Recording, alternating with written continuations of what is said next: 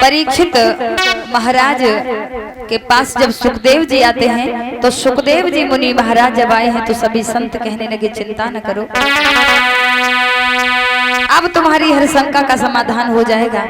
और मेरे भैया सुखदेव जी बोले हैं ठीक है, और राजा परीक्षित को कथा सुनाने लगे। उन्होंने कहा कि हम भगवान की वो लीलाएं तुम्हें सुनाएंगे जिनके सुनने से तुम्हारा कल्याण अवश्य होगा। और सर्वप्रथम बताया सनत सनंदन सनातन एवं सनत कुमार विश्वंभर का विश्व में है पहला अवतार। ब्रह्मा जी ने जिस समय रच डाला संसार और करना चाहा जगत का और अधिक विस्तार। तो ब्रह्मा जी ने 4 ऋषियों को जन्म दिया, प्रकट किया है सनक सनंदन सनातन और सनत कुमार। और इन चारों को कहा कि सृष्टि का विस्तार करना है, तो चारों ने मना कर दिया कि हम गृहस्थ धर्म में प्रवेश नहीं कर सकते। तो ब्रह्मा जी को क्रोध आया। कोई पिता जब किसी काम के लिए बालक को कहे और बच्चा मना कर दे तो पिता को क्रोध तो आएगा ही। तो जब ब्रह्मा जी को क्रोध आया तो उनकी भ्रकुटी भंग से रुद्रदेव जी प्रकट हुए। तो उन्होंने कोई भूत प्रेत पिशाचों को पैदा किया तो रोक दिया, बोले नहीं नहीं ये दुनिया हमें नहीं चाहिए। उसके बाद ब्रह्मा जी ने एक सरस्वती नाम की कन्या को प्रकट किया और सरस्वती को निहार करके ब्रह्मा जी के मन में वासना पैदा हो गई। तो नारद जी जो ब्रह्मा जी के बेटे हैं समझाने लगे पिताजी अगर अपनी ही बेटी को निहार करके आप भावनाओं को बदलेंगे, आपके मन में वासना आएगी तो आगे आने वाली पीढ़ियों का क्या होगा। तो शर्म के कारण आज ब्रह्मा जी ने वहीं अपनी देह को त्याग दिया और भगवान की कृपा से उनको नया जीवन मिला। और नया जीवन जब मिला है, नया शरीर जब मिला, उसके बाद में ब्रह्मा जी ने अपनी एक भुजा से स्वयं मनु और दूसरी भुजा से देवी शत्रुपा को प्रकट किया। और इन्हीं मनु और शत्रुपा के पुत्र हुए प्रियव्रत और उत्तान पाद। बोलिए गोविंद भगवान की। तो आ जाइए आगे भगवान भोले बाबा और माता सती के चरित्र को श्रवण करते हैं। तो एक बार जोरदार आवाज में सभी जयकारा लगाएंगे। बोलिए शंकर भगवान की, सती मैया की। तो सुखदेव जी मुनि महाराज समझा करके बोले हैं कि हे राजन, एक समय की बात है, शंकर भगवान माता सती को साथ में लेकर के चले हैं। और ये कथा किस समय की है, जब भगवान नारायण भगवान विष्णु मर्यादा पुरुषोत्तम श्री राम के रूप में नरलीला कर रहे हैं। गंगा के पार जा चुके मर्यादा पुरुषोत्तम श्री राम के रूप में गंगा के पार जा चुके थे और श्री दशरथ मरण हो चुका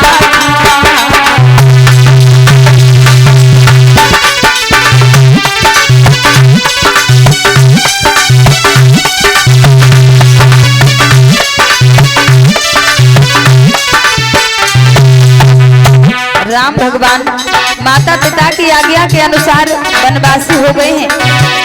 पत्नी देवी सीता और अनुज लक्ष्मण के साथ में वन में आए गए। सीता जी का हरण हो गया है और सीता जी की तलाश करते हुए वन वन में भटक रहे हैं भगवान राम।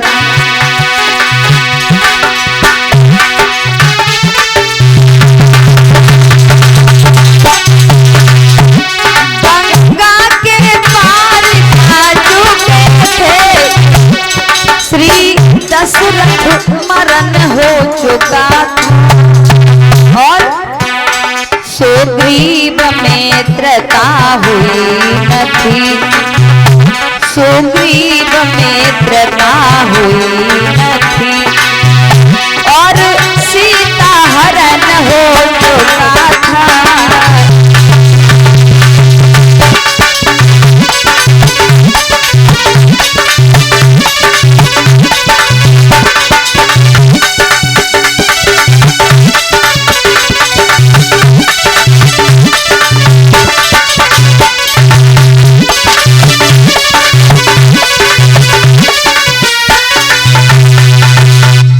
राम जी सीता को ढूंढते हुए आगे बढ़े। इधर भोले बाबा माता सती को लेके बढ़े और जैसे ही उनके निकट से होते हुए गुजरे हैं तो शंकर भगवान ने दोनों हाथ जोड़े और अपने आराध्य राम को प्रणाम किया। और जैसे राम को प्रणाम किया है तो माता सती सोचने लगी, हमारे भोले बाबा को तो सारी दुनिया प्रणाम करती है, सारा संसार नमन करता है, और ये कौन है जिनको हमारे शंकर भगवान प्रणाम कर रहे हैं। जब उन पे नाय रहोगो तो पूछने लगी, एक बात बता भोले बाबा, इन बच्चों को आपने प्रणाम क्यों किया? ये हमें समझ में नहीं आ रहा है, हमें पच नहीं रही है ये बात। तो शंकर भगवान ने कहा, ये बच्चे नहीं है, ये हमारे आराध्य हैं, ये हमारे भगवान हैं। देवी सती कहने लगी, भगवान है? अगर ये भगवान है तो इनकी पत्नी को एक राक्षस उठा करके ले गया और इनको ये पता नहीं है। मैं नहीं मानती। शंकर भगवान कहने लगे, अगर तुम्हें विश्वास नहीं है तो जा परीक्षा ले लो। और माता सती जब वहां से चली तो परीक्षा लेबे को, तो इधर राम भगवान समझ गए हैं सीता को रूप बना लो, और सीता का जब रूप बनाया है, आज्ञा पाए के मैया चली भाई जी मेरे भैया, पहुंची है वन में जाएगी। अरे आज्ञा तो पाए के मैया चले भाई भैया, कोई पहुंची है वन में पहुंची और सीता मैया को रूप बनाए लो, देखें जी हमें पहचानी है कि ना है। उधर से आए श्री राम जी, अरे मेरे भैया, कोई दोनों को भयो मिला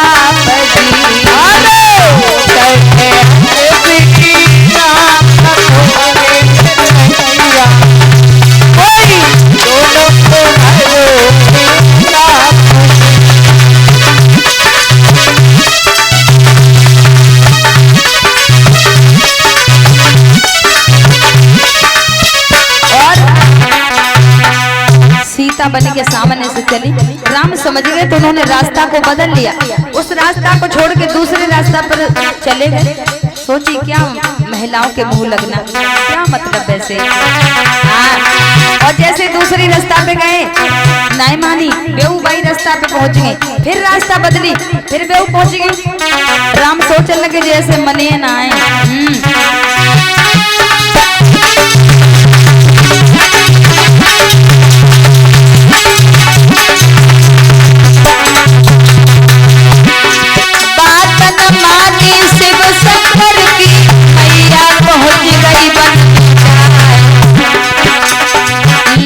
परीक्षा रामचंद्र की सीता को लिए रूप बना।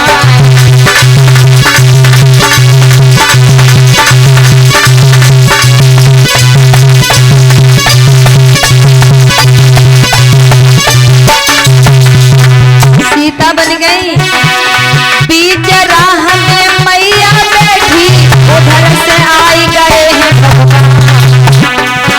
अरे माता सती से पूछने लगे, बोला कहाँ पे तय सरा।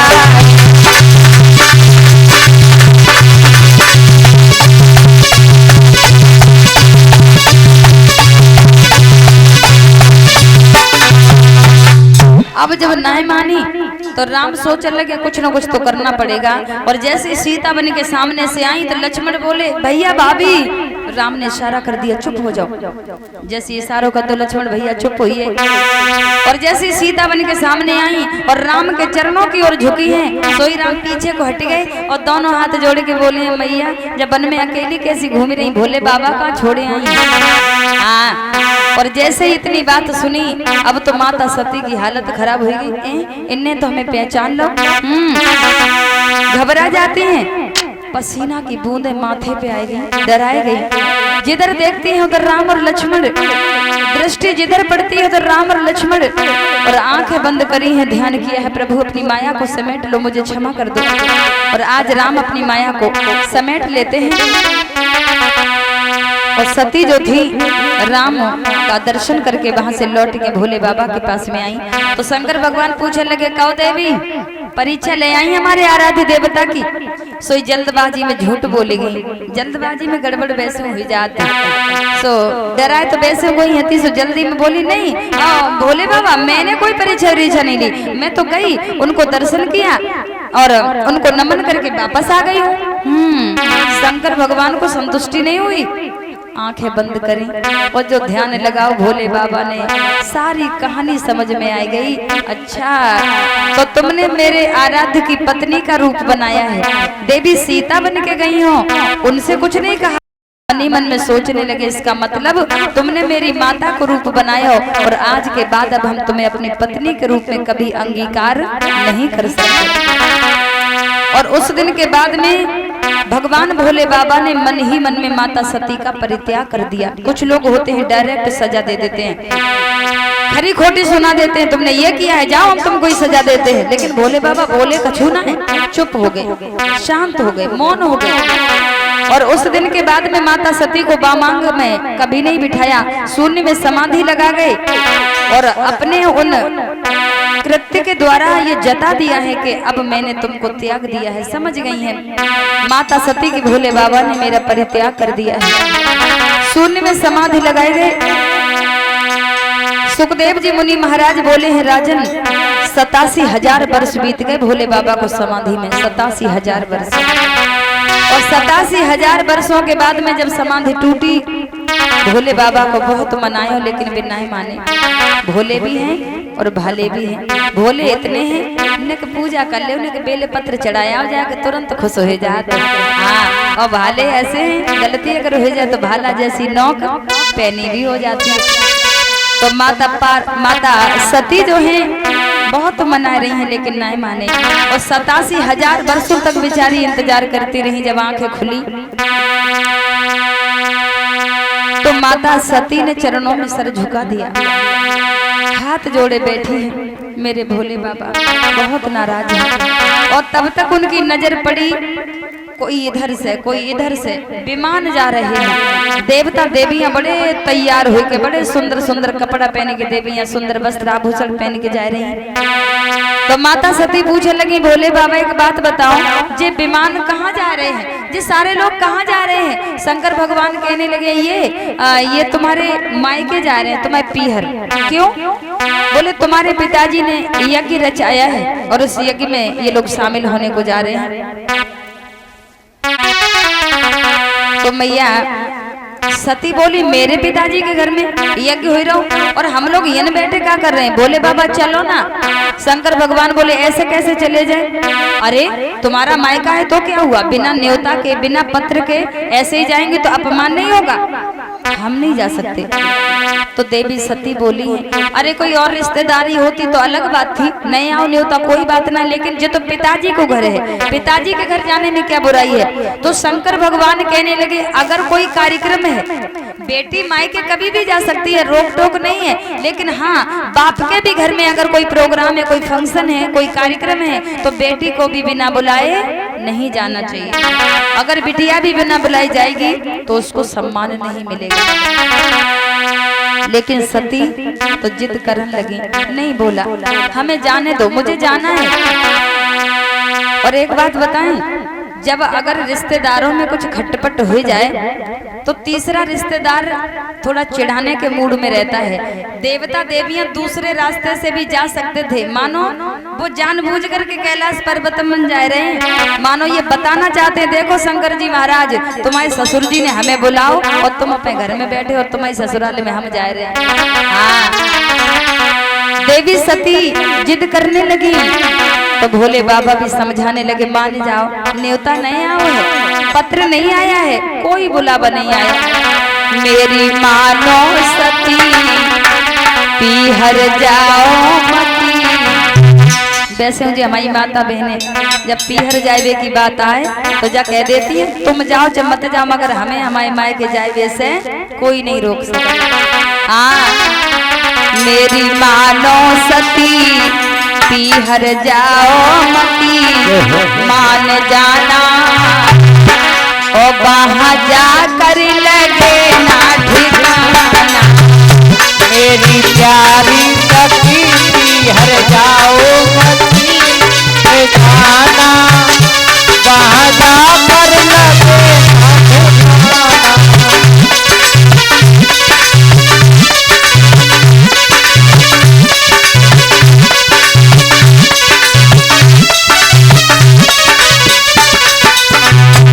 मेरी मानो सखी पिहर जाओ मती मान जाना, वहाँ जाकर लगे ना ठिकाना।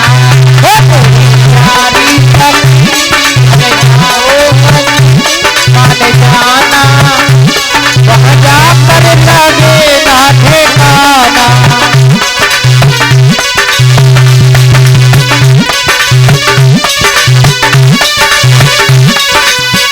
बोले हैं जाओ मती जाओ मती जाओ मती जाओ मती, बुलाए बिना सखी जाओ मती, बुलाए बेटे सजनी जाओ मती, बुलाए बेटे सजनी जाओ मती। जय हो।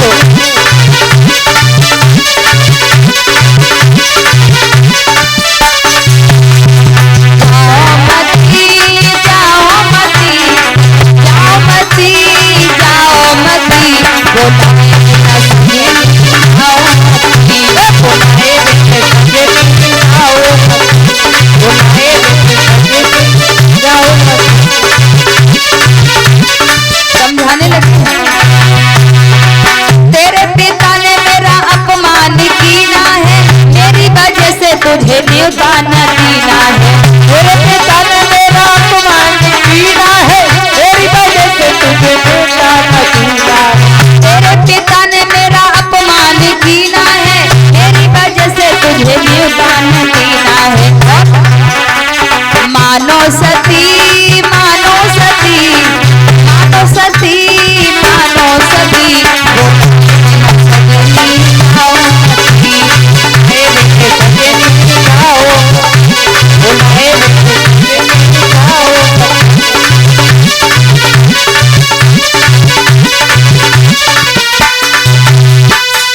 बहुत रोका तो कहने लगी कोई बात ना, तुम ना जाओ चाहो तो कोई बात ना, तुम ना जाओ, तुम जाओ चाहे मत जाओ, हमें कोई फर्क नहीं पड़ रहा, लेकिन हम तो अपने पिताजी के घर जरूर जाइए। हाँ तो शंकर भगवान समझ गए हैं कि इतना समझाने के बाद भी समझ में नहीं आता है।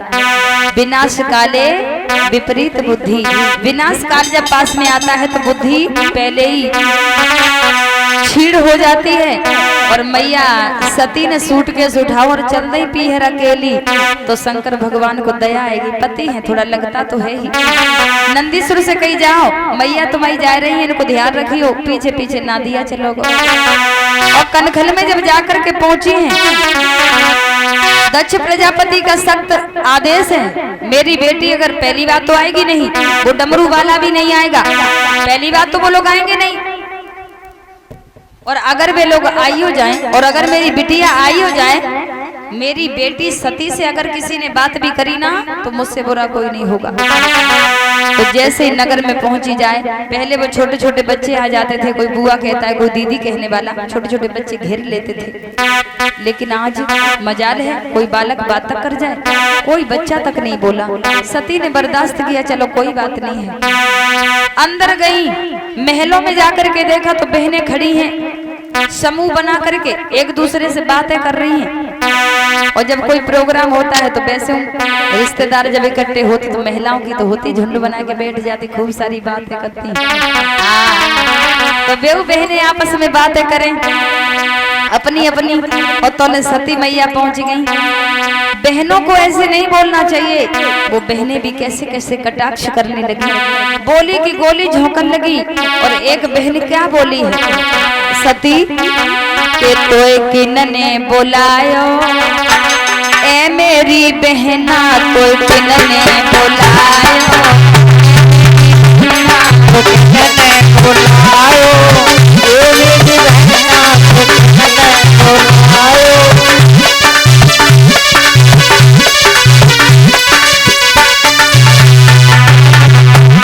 तो किन्ने बुलायो, ए मेरी बहना तो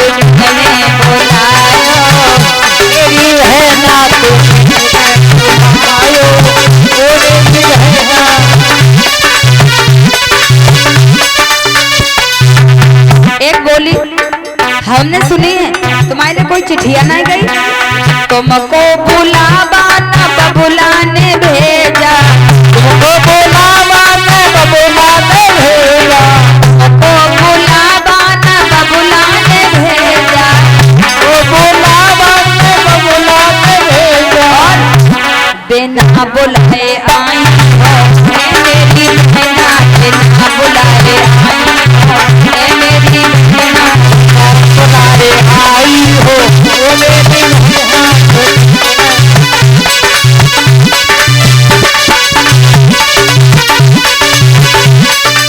और एक बोली, हम तो अपने पति के बिना अपने घर से एक कदम बाहर नहीं देते, और तुम अकेली चली आई, ऐसी ऐसी बातें। संग में न भोले न आयो ना दिया, ना भोले आयो ना दिया, संग में न भोले न आयो ना दिया, अकेली अकेली अकेली चली आई मेरी बहना, अकेली चली मेरी बहना अकेली चली आई हो मेरी बहना। ऐसी ऐसी बोली की गोली झोंकन लगी, लेकिन फिर भी सहन किया, चलो कोई बात नहीं है। अंदर गई, माता से मिली। माता ही दुनिया में एक ऐसी चीज है जो अपने बच्चे को अपार प्रेम करती है। माता की कोई उपमा भी नहीं दी जा सकती। माता के समान कौन है? माता को तो भगवान से भी बढ़ के बताया गया है। माता की दुनिया में कोई उपमा नहीं है। माँ के समान संसार में कोई दूसरी चीज नहीं है जिसकी उपमा दी जा सके। माता ने गले लगाए, लो बिटिया भोजन कर लो।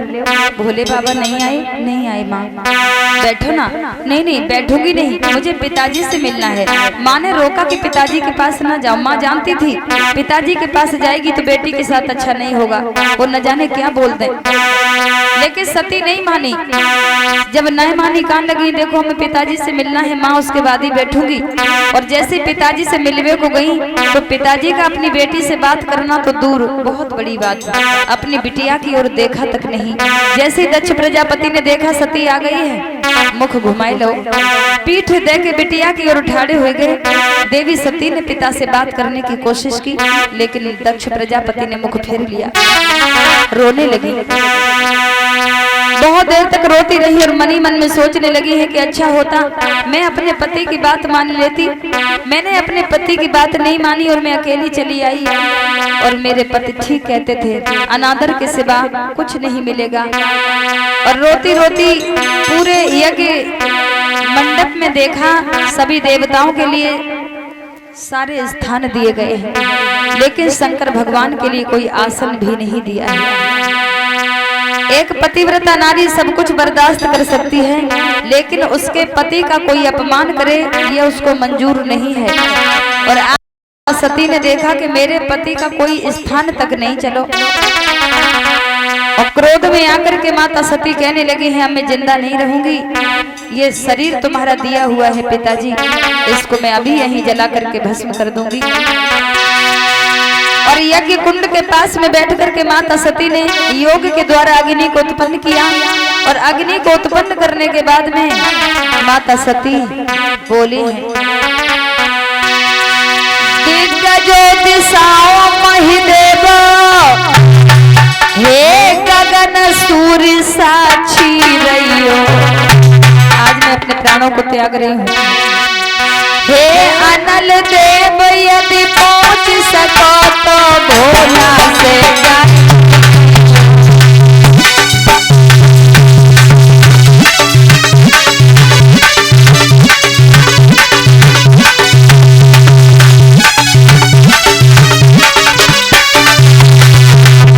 हे पवन देवता, अगर आप जा सकते हो तो जाकर के मेरे पति से कह देना,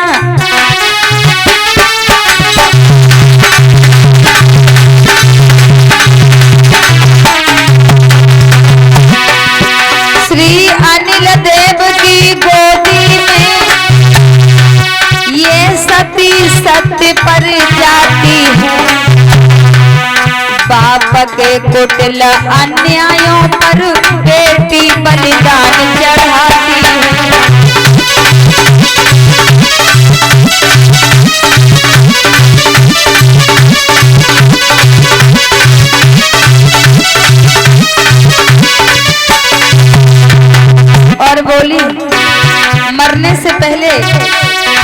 मेरे और भी जन्म होवे तो मैं भोले बाबा की पत्नी बनकर के दुनिया में आना चाहती हूँ विधाता। हे विधना इतना तो दे दो, ये सती सत्य की धनी, जब जब जा भी जन्म ले भोला की दासी बनी रहे।